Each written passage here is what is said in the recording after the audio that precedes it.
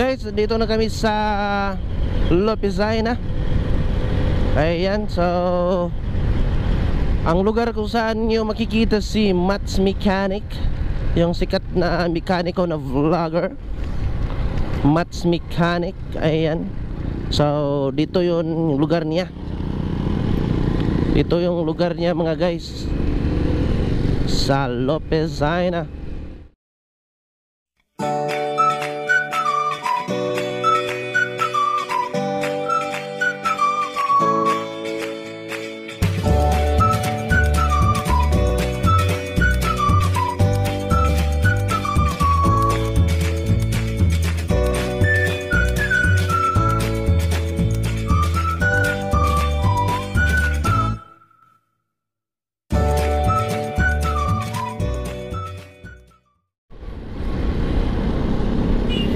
Hey guys, what's up? Magandang hapon sa lahat. So once again, this is Elmar's page and you're watching my vlog. So welcome back, no? So ngayon ay riding motorcycle ako dahil I am going back home. So nandito pa ako sa Oroqueta City. So dahil andun yung kasama ko na sa unahan. Yan, so pauwi na kami ng Calamba, Misamis Occidental. So ayan, tapos na yung biyahe namin. Galing kaming Maranding, no, sa opening ng kanilang newly open ng kanilang store. So ngayon ay pabalik na ng Calamba. Alright, so dati na nakaraang vlog ko ay via mountain road kami. So ngayon ay dito na kami sa highway guys. Alright, dito tayo sa highway kasi pag doon tayo sa mountain road medyo alanganin.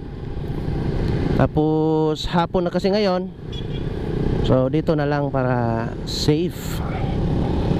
Kita nyo naman yung kalsada doon na ang daming paliko-liko, ang daming curve, kaya delikado siya guys. So sa mga hindi kabisado yung kalsada, no, pag doon ka dadaan tapos hindi mo kabisado ay delikado. Ayan, sana walang ulan along the way ngayon kasi pag may ulan patay, basa tayo. Actually guys, na-miss ko talaga yung mag-motovlog. So madalang na lang kasi ako ngayon makapag motovlogging dahil anong tawag dito, malapit lang kasi yung destinasyon. Dati nung na-assign pa ako dito sa Oroqueta, always akong nagmo-motovlogging kasi always ko tong dinadaanan kalsada na to eh. So ngayon, madalang na lang. So ito guys, ito yung Oroqueta City Jail. Yan, City Jail. Oh, may niyog sa gitna. Delikado yun. Gusto ko sanang mag-stop by tapos kunin pero langanin na, kurbada kasi baka maano tayo. Oh, tingnan nyo yung curve. Oh, grabe.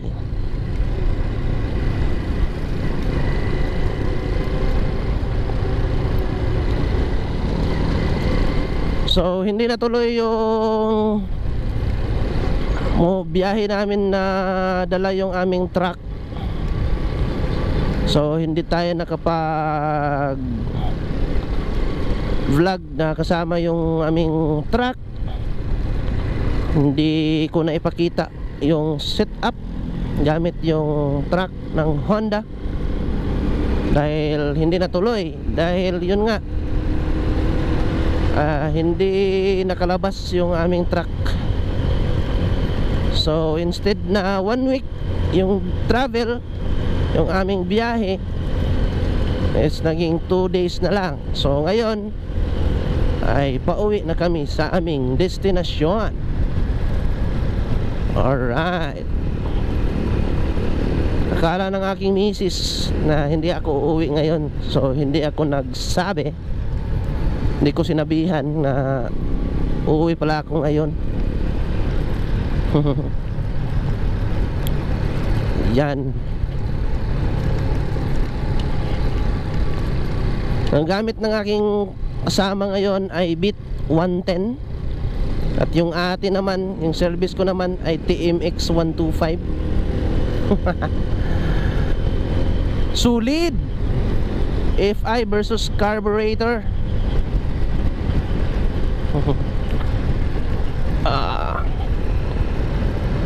Hindi ako nakapag-refuel. Delikado yung ano ko dito ngayon, tangke. Guys, dito na kami sa Lopezina. Ayan, so ang lugar kung saan nyo makikita si Mats Mechanic, yung sikat na mekaniko na vlogger, Mats Mechanic. Ayan, so dito yung lugar niya. Ito yung lugar niya mga guys, sa Lopezina. So sa mga customer dyan, no, may problema sa inyong sasakyan, so dito nyo makikita, oh. Ito, oh. Yan, nakanto na dyan, oh. Doon nakanto papunta, papasok doon sa lugar ni Mats Mechanic, sa shop niya talaga. So kilalang kilala dito yan. So kung meron kayong ipaayos, puntahan nyo lang dito sa Lopezina, sa amin Occidental, ang lugar ni Mats Mechanic. Pero sa ngayon siguro, I think hindi mo na siguro siya tatanggap, or ano ba, kasi parating puno yung shop. Ang daming dumadayo. Ang daming dumadayo doon, tapos nagpapaayos na hindi taga rito. Kaya nga dayo, no. So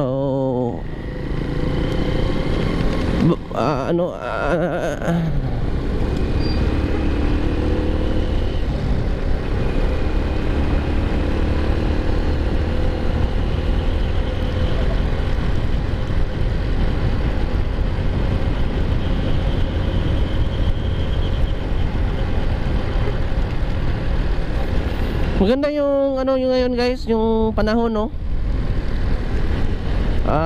Malamig lang yung hangin at hindi na mainit. Wala nang, hindi na masyadong maaraw kasi maambon. At napakaganda ngayon mag-ride.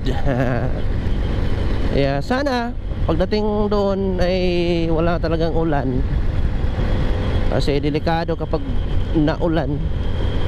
Talagang basa kasi wala tayong raincoat.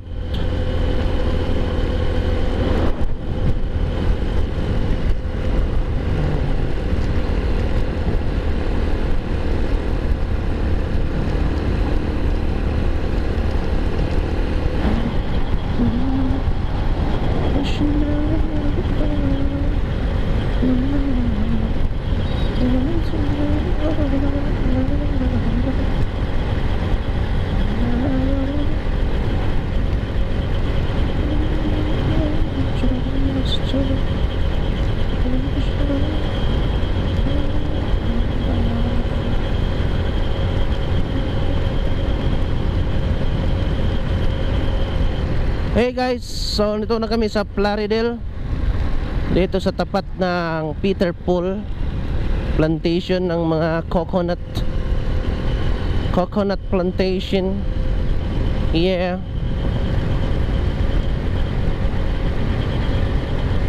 Dito na kami sa Plaridel, Barangay Sibula.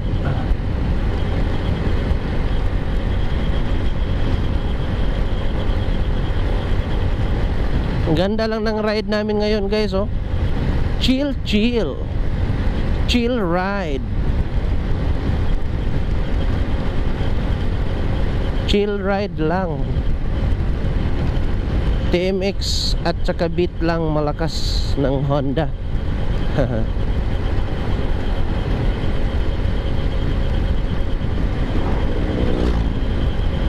Mabilis talaga yung automatic guys compare sa manual. Kasi lalo na sa mga paahon-paahon, nauunahan talaga yung manual. Yung matic kasi dire-diretso yung cambio eh. Itong akin manual 5 speed, nahuhuli. Tapos mabilis, oh. Ang bilis ng Beat, oh. Matulin yung click. Yung TMX ko kasi kawawa na, oh. Nag-vibrate na yung makina. Low speed kasi itong TMX eh. Hindi siya design sa, hindi naka-design yung kanyang setup sa pang mabilisan na sa highway. Dapat yung gusto mong maging mabilis tong motor na to, kung TMX man yung service mo, papalitan ng ano to, sprocket na maliit para hindi masyadong umuugong kasi low speed siya eh. Yung makina ay nagba-vibrate na.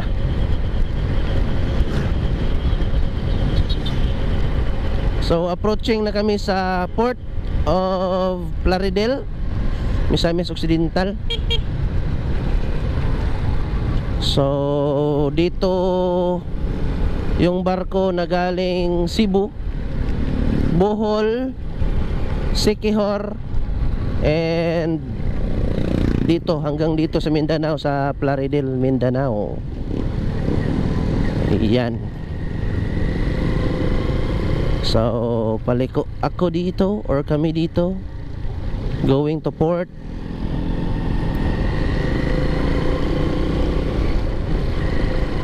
Tinitingnan ko yung camera dito sa salamin kasi baka hindi nag-record. Salita ko ng salita pero hindi pala nag-record, so sayang naman. Kaya tinitingnan ko yung indicator light. So ayun, nag-blink naman siya. So ibig sabihin ay nag-record ito. So dito na kami sa tapat ng Port of, ayan, oh, ito yung port guys. Ayan. So walang barko ngayon. Hindi schedule ng barko ngayon.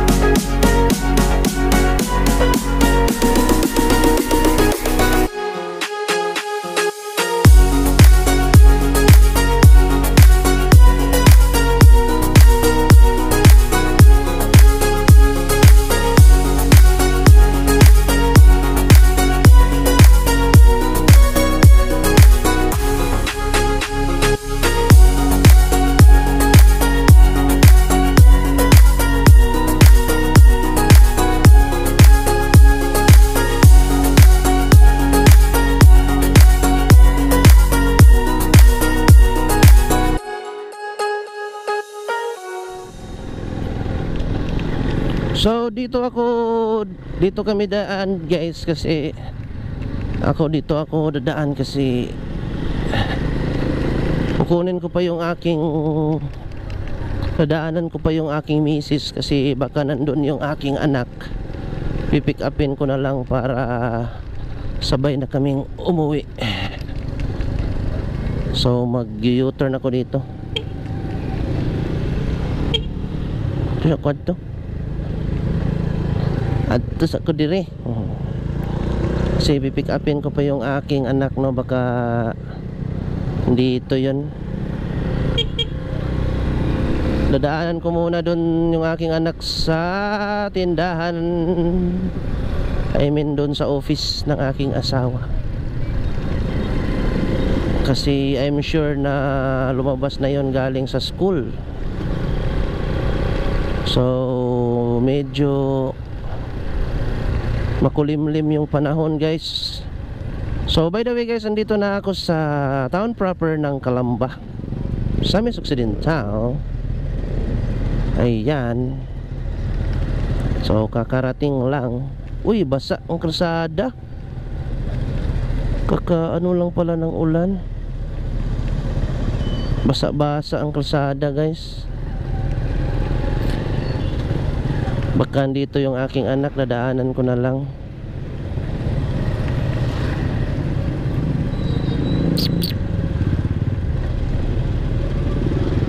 Alright.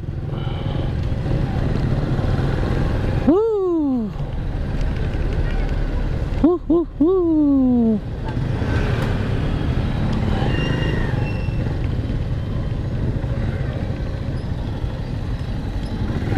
Tuara. So guys, naglubat yung aking camera kanina guys, kaya yun, siguro ay hanggang dito na lang yung ating vlog ngayon mga guys, at maulan and hindi sumama yung aking anak, kaya itong bag na lang niya ang dinala ko. So hanggang dito na lang yung ating vlog, and salamat sa panonood ninyo, and keep safe. And this is Elmark's PH signing off. Ayun, akala ko nag-off na yung camera. So this is Elmark's PH once again signing off. Bye for now.